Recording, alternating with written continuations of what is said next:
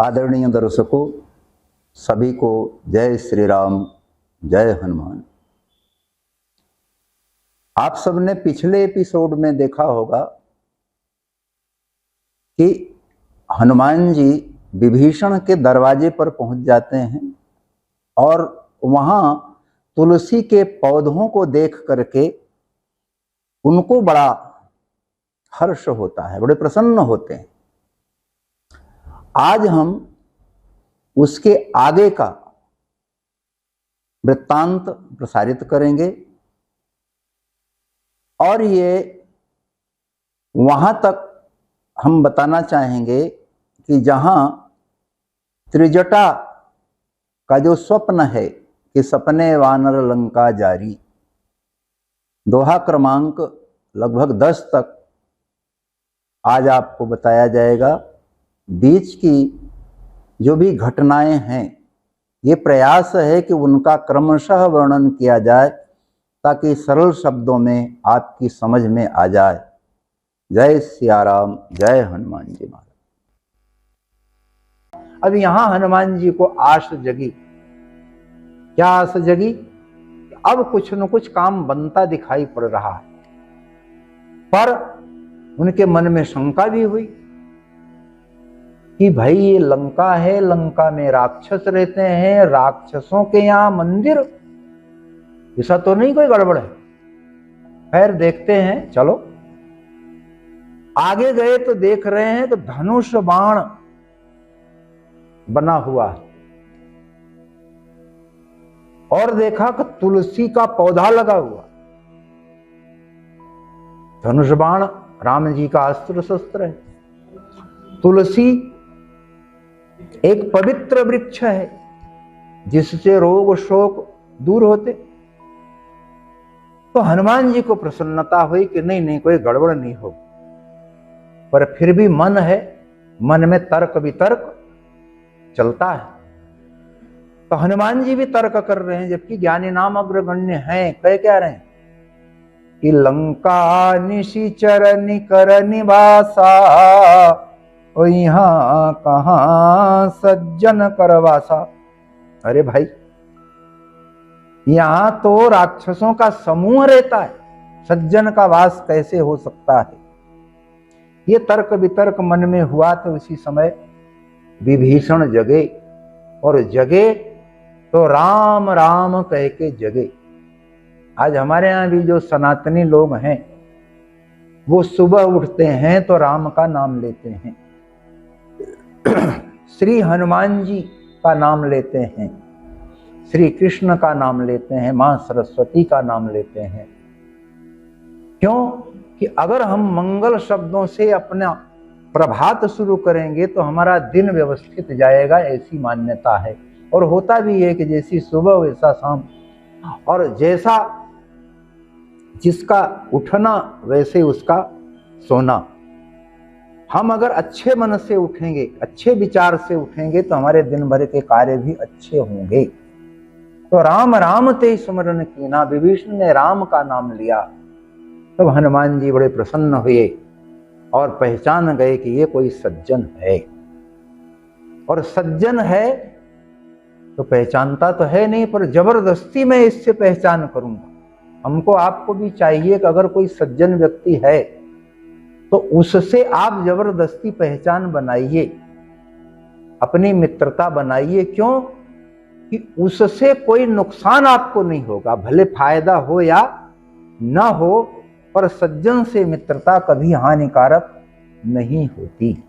हनुमान जी ने विचार किया, तब विप्र रूप धरि वचन सुनाए।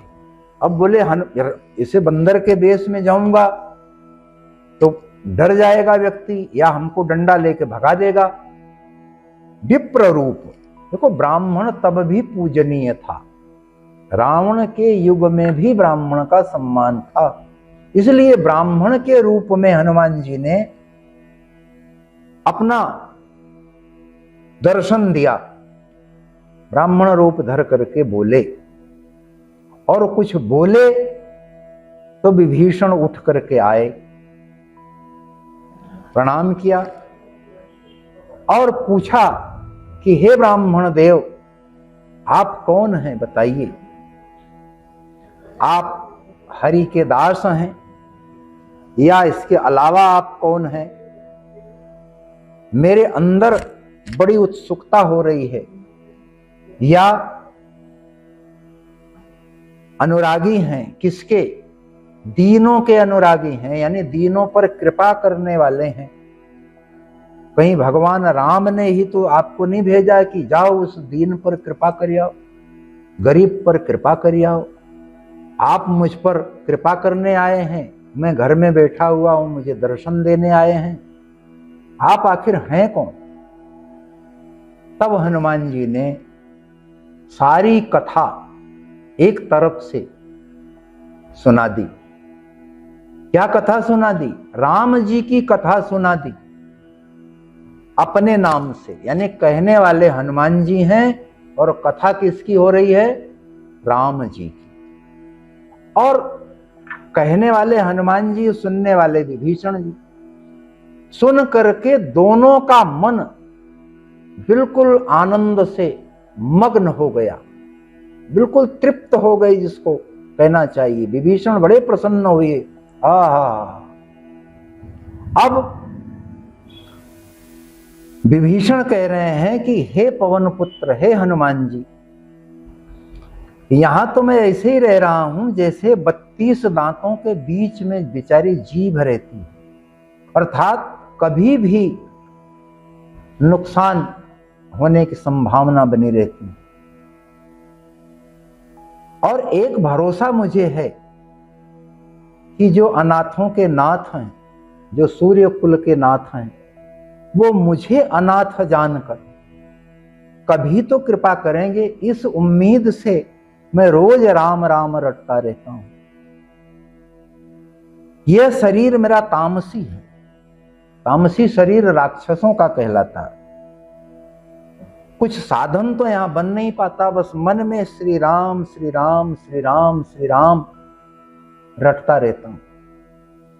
आज जब मैंने तुम्हें देखा तो मुझे पक्का विश्वास हो गया कि राम जी ने कृपा की कि अब मोहि भा भरोस हनुमंता, बिनु हरि कृपा मिलहि नहीं समता। बिना हरि की कृपा के तुम मुझे मिल ही नहीं सकते थे। उनकी कृपा है कि आपने मुझे दर्शन दिया, और आपका दर्शन करके मैं अति आनंदित हो गया हूं। तो हनुमान जी बोले कि हे विभीषण, प्रभु की यह रीति है कि वो हमेशा सेवक पर कृपा करते ही हैं, प्रेम करते ही हैं। और आप तो मुझे देखो, मैं कौन सा बड़ा कुलीन हूं, मैं बंदर हूं, चंचल हूं और कोई गुण नहीं है। और मैं यहां तक कह रहा हूं कि अगर सवेरे सवेरे हमारा कोई नाम ले ले तो उसको रोटी नहीं मिले। पर मुझ पर भी राम जी ने ऐसी कृपा की, ऐसी कृपा की, ऐसी कृपा की कि आज मैं उनका दूत बन करके यहां आया हूं, आपके सामने खड़ा हूं। ये उनकी कृपा का प्रसाद है। और ऐसा जब भगवान के गुणों का स्मरण किया तो दोनों के नेत्रों में जल भर आया। दोनों के माने हनुमान जी के और विभीषण जी के। और इतना जानते हुए भी जो लोग ऐसे स्वामी को छोड़कर इधर उधर भटकते फिरते हैं, तो वो जानबूझ करके दुख बुलाते हैं। ऐसे स्वामी का नाम अगर लिया जाए, केवल नाम, अन्य कोई भक्ति हम नहीं जानते, राम राम राम, तो परम शांति की प्राप्ति हो सकती है।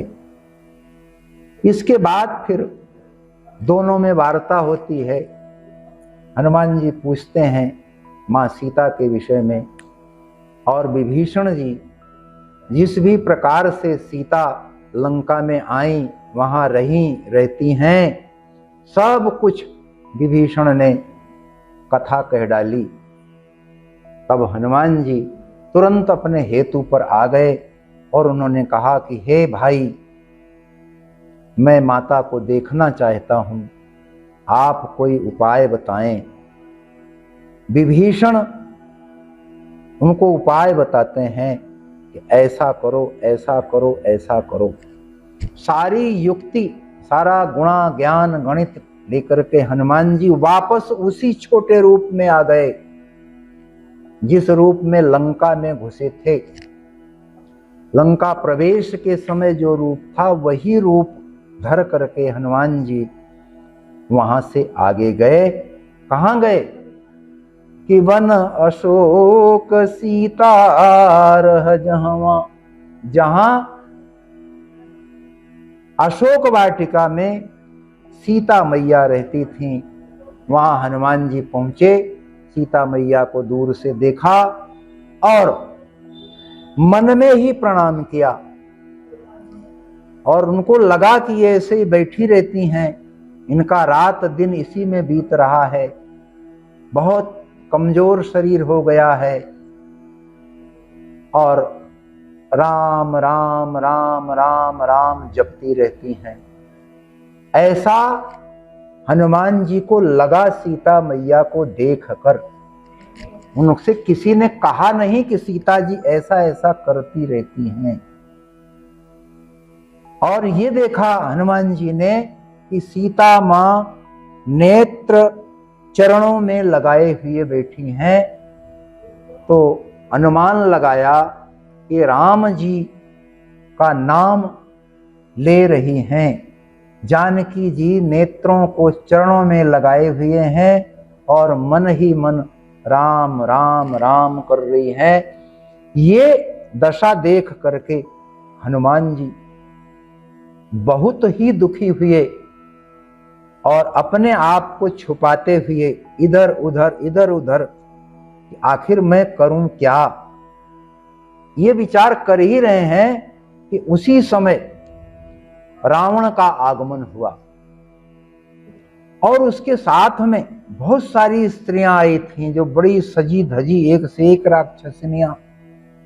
और आकर के उसने काम क्या किया कि सीता को समझाने लगा कि कह रावण सुनो सुमुखी सयानी, मंदोदरी आदि सब रानी, तब अनुचरी करऊं पन मोरा, एक बार बिलो कुम मोरा। तृण धरि ओट कहती वैदेही, सुमेरी अवधपति परम सनेही। यानी रावण का और सीता जी का संवाद होता है। रावण कहता है कि मेरी ओर देखो, सीता मैया अवधपति को साक्षी मान करके, याद करके, एक तिनके की आड़ ले करके कह रही हैं कि हे रावण, तुम जुगनू के प्रकाश के जैसे हो, जैसे जुगनू के प्रकाश से कमलिनी नहीं खिलती है, वैसे ही तू दुष्ट ये समझ ले कि तुझे रघुवीर के बाण की खबर है ही नहीं है, जो कि सूर्य के समान है, और तू अधम निर्लज्ज, तुझे इसी बात करते हुए शर्म नहीं आ रही। अब बताइए, रावण इतना सुना कि मुझे जुगनू कहा कि जुगनू के प्रकाश से भी कभी कमलिनी खिल सकती? अरे भाई, वो तो सूर्य के प्रकाश से खिलती है। तो रावण ने ये समझा कि मुझे जुगनू कह रही है और राम को सूर्य कह रही है। बड़ा क्रोध आया और तलवार निकाल करके गुस्से में बोला कि सीता, तुमने मेरा अपमान किया है और मैं इस कठोर तलवार से तेरा सिर काट दूंगा। अगर मेरी बात नहीं मानी तो तुझे जीवन से हाथ धोना पड़ेगा। सीता मां डरी नहीं उसकी बात को सुनकर के। ने कहा कि अब या तो इस मेरे गले पर तेरी तलवार पड़ेगी और या जो श्याम सरोज दाम सम सुंदर जिनकी भुजा है, यानी उन प्रभु की भुजा जो कमल की माला के समान सुंदर है और हाथी के सुम्र के समान पुष्ट और विशाल है, या तो वो भुजा मेरे गले में पड़ेगी या तेरी तलवार, यही मेरा प्रण है। फिर वो तलवार से कहती हैं कि हे तलवार, तू मेरे प्राण हर ले। क्यों? कि इसकी जो कठोर वाणी है उसको सुनने से तो ये अच्छा है कि मैं तेरी धार को अपनी गर्दन पर ले लूं। फिर ऐसा सुना जब रावण ने, तो बड़ा क्रोध आया उसको और मारने दौड़ा। तो ध्यान रखना, कहते हैं मारने वाले से बचाने वाला बड़ा। हनुमान जी उधर देख रहे हैं, क्रोध उनको भी आ रहा है कि रावण को अभी, पर क्या करें, आज्ञा नहीं है। मय तनया कही नीति बुझावा। मय तनया, मय की पुत्री कौन? मंदोदरी, रावण की पत्नी। उन्होंने नीति की बात कही। अब यहां नीति की बात क्या कही? कि स्त्री पर हाथ नहीं उठाना चाहिए। तो रावण पीछे हुआ, फिर भी उसने राक्षसिनियों को बुलाया, बोले आओ और सीता को अनेक प्रकार से परेशान करो, ताड़ना दो, डराओ, मारो, पीटो, जैसे भी हो, सीता को मेरा कहा मानना पड़ेगा। और जाते जाते बोल गया कि मास दिवस महु कहा न माना, तो मैं मार विकाढ़ी कृपाना। 1 महीने का समय देता हूं, अगर तुमने मेरा कहना नहीं माना तो मैं तुम्हें तलवार से मार दूंगा। और इधर वो गया, रावण अपने भवन गया, अपने महल में गया, राक्षसिनियों को बोल के गया था। तो राक्षसिनियां तमाम प्रकार से सीता को डराने लग गई, विकट रूप धर धर के ऐसा डरा रही हैं, समझा भी रही हैं कि देखो ऐसा और वैसा, यानी ताकि ये रावण के पक्ष में सीता मुड़ जाए। और इतने में उन्हीं राक्षसिनियों में एक कि त्रिजटा नाम राक्षसी एका, राम चरण रति निपुण विभे, सबनौ बोली सुनायसी सपना, सीत ही से ही करऊं हित अप। यानी त्रिजटा नाम की एक राक्षसी थी, उन्हीं राक्षसिनियों में से उसने कहा कि भाई देखो मैंने एक सपना देखा। क्या देखा? कि सपने में रावण की लंका को एक बंदर जला गया और रावण की सब सेना मारी गई, सारे राक्षस मार दिए गए, और रावण का जो सिर है वो मुंडित हो गया, उसके बाल और मुकुट सब गायब, और जो 20 भुजाएं हैं वो सब खंडित हो गईं। और रावण इस प्रकार दक्षिण दिशा की तरफ चला जा रहा है।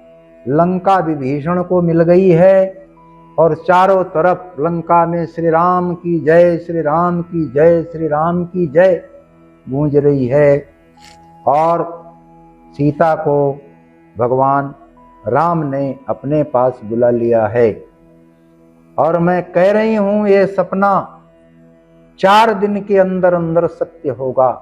4 दिन से तात्पर्य थोड़े ही दिन में, बहुत कम दिन में सत्य हो जाएगा। और यह जब सुना राक्षसिनियों ने तो बहुत घबरा गईं, डर गईं, अपने किए पर पछतावा हो रहा है, और सीता मैया के चरणों में गिर पड़ी कि हे मैया मुझे माफ कर दो।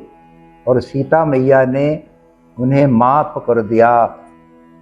बोले सियावर रामचंद्र की जय, श्री हनुमान जी महाराज की जय, सीता मैया की जय, पवन सुत हनुमान की जय। और अगले एपिसोड में हम इसके आगे की कथा का प्रसारण करेंगे। जय श्री राम।